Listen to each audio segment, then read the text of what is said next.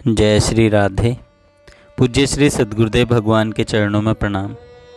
आज पूज्य श्री सेठ जयदयाल गोयनका जी कहते हैं, नाम जप यदि परम श्रद्धा प्रेम पूर्वक किया जाए तो उसकी महिमा तो कोई गा ही नहीं सकता, क्योंकि श्रद्धा प्रेम होने से जप निरंतर तो अपने आप ही होने लगता है। फिर यदि किसी भी प्रकार की कामना न रखकर निस्वार्थ भाव से केवल कर्तव्य समझकर नाम जप किया जाए तो उसके तुल्य तो कोई भी साधन नहीं है। इस प्रकार नाम जप करने वाले साधक को तो तुरंत भगवान की प्राप्ति हो जाती है। उच्च कोटि का विशुद्ध प्रेम निष्काम भाव होने पर ही होता है। इसी को अनन्य विशुद्ध परम प्रेम कहते हैं, जिसके प्राप्त होने पर भगवत साक्षात्कार होने में क्षण भर का भी विलंब नहीं हो सकता। किंतु याद रखना चाहिए कि उस सच्चे प्रेम में दिखाऊपन कभी नहीं रहता। सच्चा प्रेमी मैं प्रेमी हूँ ऐसा कहता कहलाता नहीं, बल्कि स्वयं वैसा बनता है। जो मनुष्य संसार में मैं प्रेमी हूँ ऐसा प्रचार करता है वह सच्चा विशुद्ध प्रेमी नहीं है, क्योंकि मान बड़ाई प्रतिष्ठा और कंचन कामिनी भोग आराम का इच्छुक पुरुष ही लोक दिखाऊ प्रेम किया करता है। परंतु प्रेम न करने से तो ऐसा सकाम प्रेम करना भी अच्छा है, क्योंकि कभी आगे जाकर वही प्रेम सकाम से निष्काम हो सकता है। पर स्मरण रखना चाहिए कि निष्काम और अनन्य प्रेम होने पर ही भगवान अपना दर्शन देने के लिए विशेष बाध्य होते हैं। यदि भगवान निष्काम प्रेम न होने पर भी अनन्य भक्ति से दर्शन दे दें तो यह उनकी विशेष उदारता है। श्री रामचरितमानस में भगवान स्वयं निष्काम भजन करने वाले भक्त की विशेषता बतलाए हैं। वचन कर्म मन मोर गति भजन करहि निष्काम, तिन्हि के हृदय कमल महु करऊं सदा विश्राम। जो नाम उच्चारण अकेले या बहुत व्यक्ति मिलकर बाजे के साथ या बिना बाजे के उच्च स्वर से सामूहिक रूप में किया जाता है उसे कीर्तन कहते हैं। उस नाम कीर्तन की महिमा भी अपार है, किंतु उसमें प्रधानता श्रद्धा प्रेम की ही है। जितना ही अधिक श्रद्धा प्रेम और निष्काम भाव होता है उतना ही वह अधिक मूल्यवान है।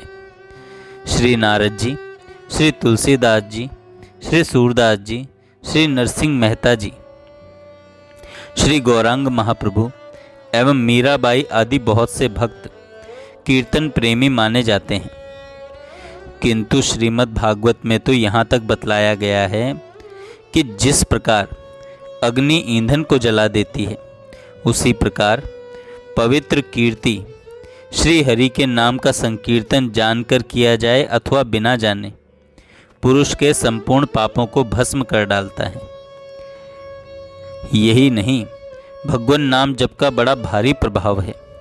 नाम जप के प्रभाव से तो स्वयं भगवान ही उस जापक के वश में हो जाते हैं। सुमिरी पवन सुत पावन नामो अपने बस करी राखे रामो।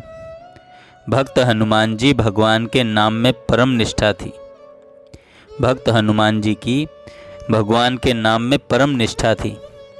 आध्यात्म रामायण में समुद्रोल्लंघन के समय वे कहते हैं, प्राण निकलते समय जिन भगवान के नाम का एक बार स्मरण करने से ही मनुष्य अपार संसार सागर से तरकर उनके परम धाम को चला जाता है। राज्य अभिषेक के पश्चात जब श्री रामचंद्र जी हनुमान जी की भक्ति से प्रसन्न हो उन्हें वर मांगने को कहते हैं, तब श्री हनुमान जी अत्यंत हर्षित होकर यही वर मांगते हैं, हे राम जी, आपका नाम स्मरण करते हुए मेरा मन तृप्त नहीं होता, इसलिए मैं सदा सर्वदा आपका नाम स्मरण करता हुआ ही इस पृथ्वी पर स्थित रहूं।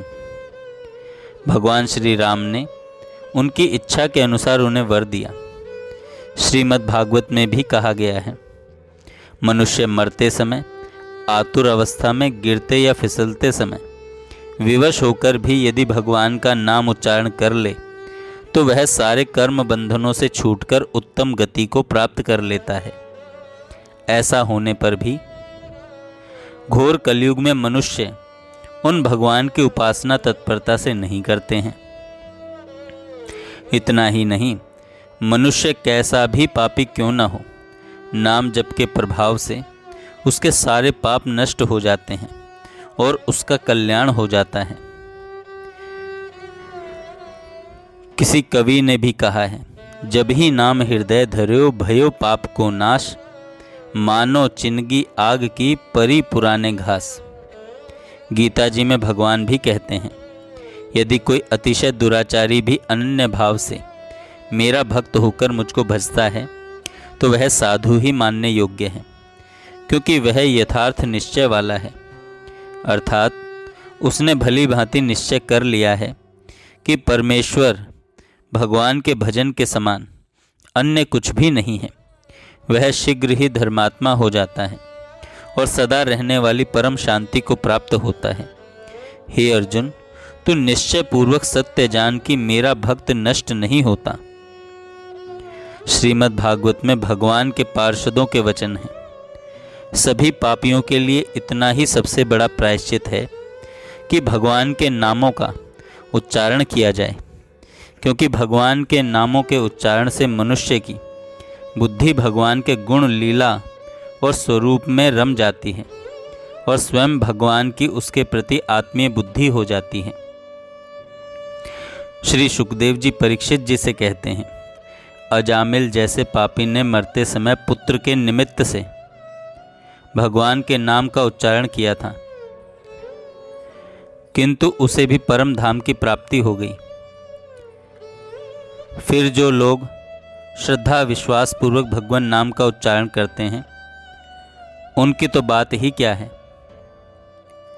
श्री सूत जी ने कहा है, जो मनुष्य गिरते पड़ते फिसलते दुख भोगते अथवा छींकते समय विवशता से भी ऊंचे स्वर से बोल उठता है, हरे नमः, वह सब पापों से मुक्त हो जाता है।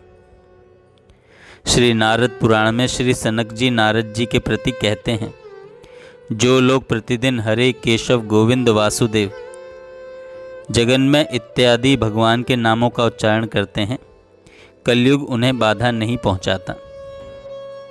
और भी कहते हैं, ब्राह्मण, यह बड़े आश्चर्य की बात है और बड़ी अद्भुत बात है और बड़ी विचित्र बात है कि भगवान विष्णु के नाम के रहते हुए भी लोग जन्म मृत्यु संसार में चक्कर काटते हैं।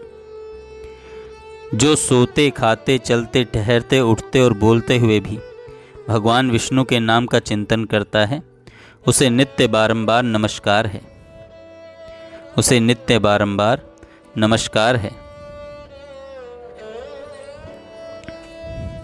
इस प्रकार शास्त्रों में जगह जगह नाम की महिमा गाई गई है। वस्तुतः नाम की महिमा कोई गा ही नहीं सकता, क्योंकि गाना तो वाणी से ही होता है और वाणी सीमित है। भगवान नाम की महिमा अपरिमित है, अतः उसकी महिमा मनुष्य कहाँ तक गा सकता है। यह कथन भी कोई अनुचित नहीं है कि भगवान के नाम की महिमा भगवान भी नहीं गा सकते। कहो कहाँ लगी नाम बढ़ाई, राम न सकी नाम गुन गाई। इसलिए हम लोगों को भगवान में परम प्रेम होने के लिए अनन्य विशुद्ध श्रद्धा प्रेम पूर्वक मन से हर समय भगवान के नाम का जप करने का प्रयत्न करना चाहिए। जय श्री राधे।